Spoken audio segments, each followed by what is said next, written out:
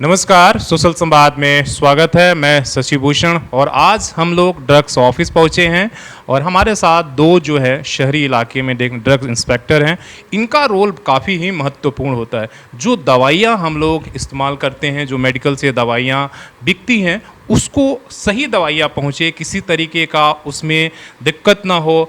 आपके कह सकते हैं कि उसमें जो है आपकी प्रतिबंधित दवाइयाँ ना हो, एक्सपायरी ना हो या नकली दवाइयाँ ना हो या दवाइयों के नाम पर आम आदमी को किसी तरह से जो है चूना ना लगाया जा सके या घाटा ना लगे। इस तमाम चीज़ों को देख रेख इनकी जिम्मेदारी होती है और हम इनसे बातचीत करेंगे और जानेंगे कि और क्या क्या रोल होता है और कुछ सवाल हम आप लोगों का भी लेंगे। सबसे पहले हमारे साथ जो है हमारे बगल में जो बैठे हैं ये राजीव इक्का साहब है, वहाँ पर जया मैडम है और इन दोनों का इलाका जो है एक मानगो पूरे नोटिफाइड एरिया को देखती हैं, दूसरे जो है ये जमशेदपुर नोटिफाइड एरिया को देखते हैं। काफ़ी जितने भी मेडिकल और फार्मासिस्ट हैं सब इनके अंदर आते हैं, जानते हैं। सबसे पहले आप दोनों का बातचीत करने के लिए स्वागत है मैडम, आपका भी और आपका भी। पहला आप राजीव सर ये हमें आप समझाएंगे कि ये जो आप लोगों का है रोल क्या है ड्रग्स ऑफिस का और क्या क्या काम करते हैं, अगर आम भाषा में अगर। एक्चुअली हमारा रोल एज एक ड्रग रेगुलेटर है और हमारा मेन मोटो काम का ये है कि एक आम आदमी को अच्छी दवा, किफ़ायती दवा और एक गुणवत्ता भरी दवा लोगों के आम आदमी तक पहुंचने पाए, जिसके लिए हम लोग रेगुलर मेडिकल शॉप्स में इंस्पेक्शन करते हैं। ज़रूरत पड़े तो हम सैम्पलिंग भी करते हैं। अगर किसी दवाई में हमें लगे कि नहीं ये गड़बड़ हो सकती है तो उसको हम सैंपल लेते हैं और जांच के लिए उसे टेस्टिंग लेबोरेटरी में भेजते हैं। अगर स्टेट में अगर वो जांच हो जाती है तो ठीक है, अदरवाइज हम लोग CDL कोलकाता या फिर गुवाहाटी में हम लोग जांच के लिए। जिला में कितने यहाँ पर जो है मेडिकल्स हैं और कितने फार्मासिस्ट हैं? हमारे यहाँ लगभग 1500 मेडिकल शॉप है। इसमें होलसेल भी है, खुदरा भी बेचते हैं, प्लस एक रिस्ट्रिक्टेड लाइसेंस भी होता है, पेटेंट होता है, जो ज़्यादातर हम लोग ग्रामीण क्षेत्र में देते हैं आबादी को देखते हुए कि वहाँ की आबादी क्या है। और ठीक है, जैसा मैडम ने बताया 1500, इसमें होलसेल और ये भी याद।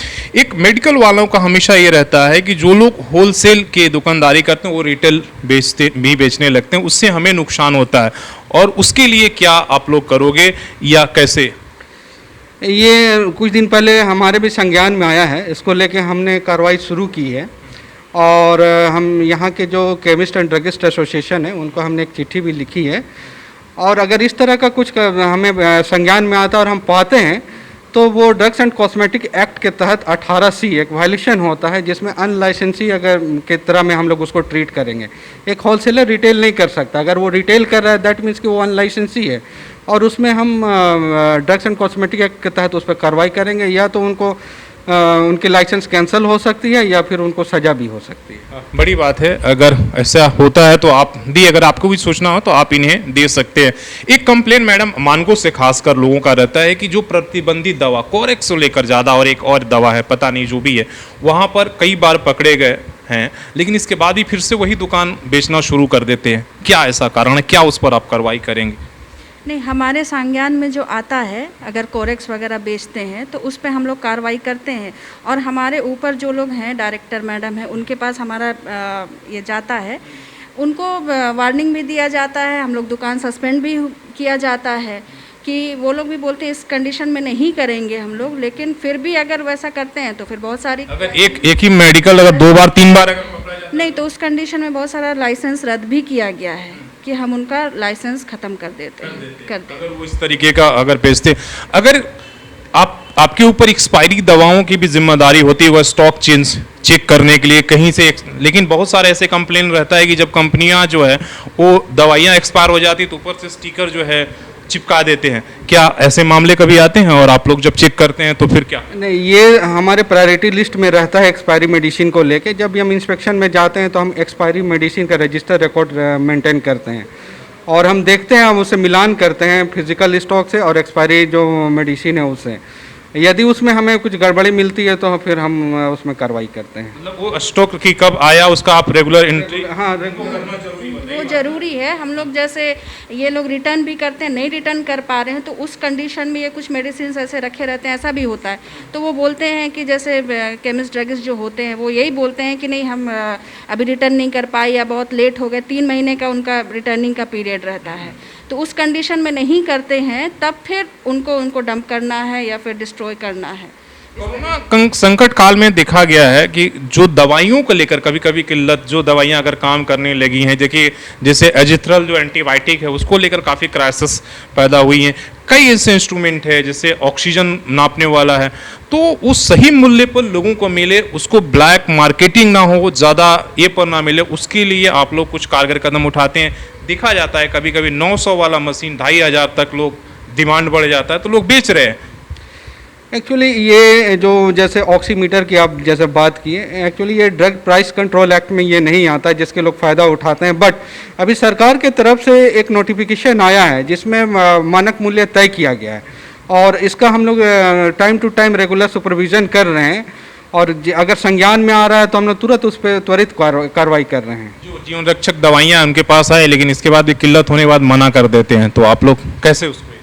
एंटीबायोटिक की बात किया, बीच में ऐसा हो गया था। नहीं, जैसे अगर किल्लत की अगर उनके पास में है तो उनको देना है, दवाइयाँ हैं, अगर वो मना कर रहे हैं। लेकिन हाँ, बीच में जैसे एजिथ्रोमाइसिन की आप बात करें तो उसमें हर एक दुकानदार को इस कोरोना पीरियड में जो इसमें मिसयूज़ हो रहा था, जो एक प्रिस्क्रिप्शन ड्रग है, बिना प्रिस्क्रिप्शन के आप उस मेडिसिन को सेल नहीं कर सकते हैं और हमने इस पर कार्रवाई की है और हम उसको रेगुलर ऑब्जर्वेशन में रखे थे, सुपरविज़न में पूरे डिपार्टमेंट इस पर लगी हुई थी और पर डे जितने भी रिटेलर काउंटर है पर डे वो अपने रिपोर्ट मतलब अपने अपने कंसर्न ड्रग इंस्पेक्टर को भेजते थे और वो रिपोर्ट हमारे डायरेक्टरेट में जाता था और उसका अवलोकन होता था कि ये मेडिसिन कहाँ कितनी खपत हुई। अगर कहीं हमें गड़बड़ लग रहा था तो उसमें हम लोग उसमें चेक कर रहे थे। एक सवाल और है कि हमारे यहाँ जो शायद दुकान मेडिकल खोलने के लिए फार्मासिस्ट की ज़रूरत होती है, तो हमारे यहाँ ऐसे कितने फार्मासिस्ट हैं सर?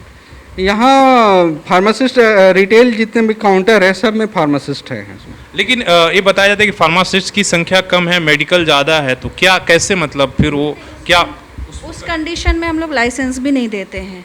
अगर फार्मासिस्ट नहीं है तो लाइसेंस नहीं दिया जा सकता रिटेलर को। होलसेल में फार्मासिस्ट की ज़रूरत नहीं पड़ती है, पेटेंट में फार्मासिस्ट की ज़रूरत नहीं पड़ती। ये आंकड़े जो है कि 400 या 200 कितने रजिस्टर्ड फार्मासिस्ट हैं, मेडिकल की संख्या ज़्यादा है, क्या है इसमें सच्चाई कि मेडिकल जो है फार्मासिस्ट कम है और मेडिकल ज़्यादा? लोगों ने एक ही फार्मासिस्ट के नाम पर 2-2, 3-3, 4-4 मेडिकल चला रहे हैं। नहीं, ऐसा कुछ नहीं है क्योंकि अब सारा सिस्टम ऑनलाइन हो गया है।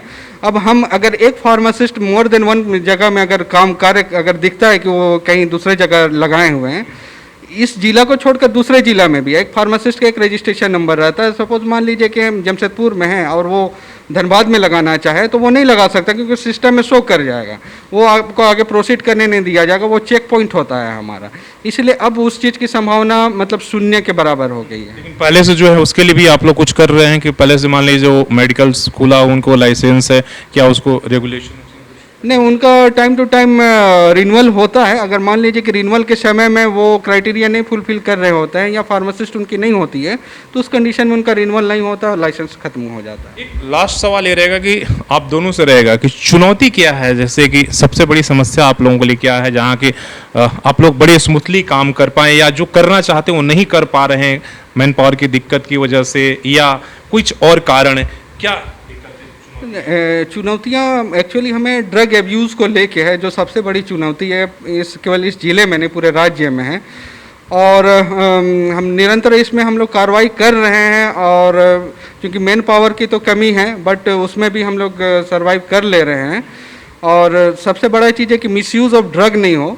सबसे बड़ा हमारा चुनौती यही है कि जो कोरेक्स नशाखोरी जो हो रहा है जिसमें हमने काफ़ी पिछले कई दिनों में काफ़ी कार्रवाई भी की है, काफ़ी एफआईआर भी हुआ है, लोग जेल भी गए हैं और उनको पनिशमेंट भी हुआ है। तो ड्रग एब्यूज़ एक बहुत बड़ी चुनौती है इस जिले के लिए, इस राज्य के लिए। मेरे समझ से भी वही है, ड्रग एब्यूज़ ही है। और जो नशे की जो दवाइयाँ जो यूज़ करते हैं लोग, तो उस कंडीशन में भी हम लोग थोड़ा सा बहुत सारा जगह में तुरंत नहीं पहुंच पाते हैं, थोड़ा सा हम लोगों को परेशानी होती है मैन पावर की वजह से। एज अ गर्ल और एज अ लेडीज़ मुझे थोड़ी सी परेशानी तो होती है, बट वो भी प्रॉब्लम सॉल्व हो जाता है कहीं ना कहीं। जैसे अगर कहीं रेड करना होता है और ये सब होता है तो हमारे और कंसर्न डीआई जो भी हैं उनको हम लोग लेकर के जॉइंट इंस्पेक्शन वगैरह करते हैं, तो वो भी सॉल्व हो जाता है। मेन तो वही है, ड्रग एब्यूज़ का ही। लास्ट ये कि क्या मैसेज मेडिकल हो या ड्रग्स वाले हो या आम आदमी, आप लोगों की तरफ से कोई अगर ऐसा मैसेज है जो देना चाहेंगे या बताना चाहेंगे या संदेश रहेगा कुछ? आम आदमी से हमारा यही संदेश है कि वो बिना प्रिस्क्रिप्शन के कोई भी ड्रग नहीं खरीदें, और अगर ड्रग खरीदने जा रहे हैं, दवाइयाँ खरीदने जा रहे हैं, यदि कोई दुकानदार कोई भी बिना बिल के मेडिसिन नहीं खरीदें। कोई भी दुकानदार अगर बिल देने को मना करता है तो आप ड्रग इंस्पेक्टर ऑफिस में आके अपना कंप्लेन लिखवा सकते हैं। चलिए, बहुत बहुत धन्यवाद। काफ़ी महत्वपूर्ण जानकारियां हमने बातचीत में निकाली, और अपील भी है कि आप बिना प्रिस्क्रिप्शन का ना लें। अगर कोई ज़्यादा भी दवाई पर अगर पैसा ले तो आप ड्रग्स ऑफिस से संपर्क कर सकते हैं। और हाँ, प्रतिबंधित जो दवाइयां हैं अगर उसकी कहीं खरीद बिक्री हो रही है तो उसकी भी आप सूचना दे सकते हैं, उस पर कार्रवाई जरूर करेंगे, इनकी जिम्मेदारी है। हालांकि छोटी मोटी कमियां तो रहती हैं, लेकिन जब पब्लिक और तमाम लोग जब तक जागरूक नहीं हो तब तक 100% चीज़ों को लागू करना थोड़ी मुश्किल होगी। अपने सहयोगी आशीष के साथ मैं शशि भूषण, सोशल संवाद न्यूज़ झारखंड।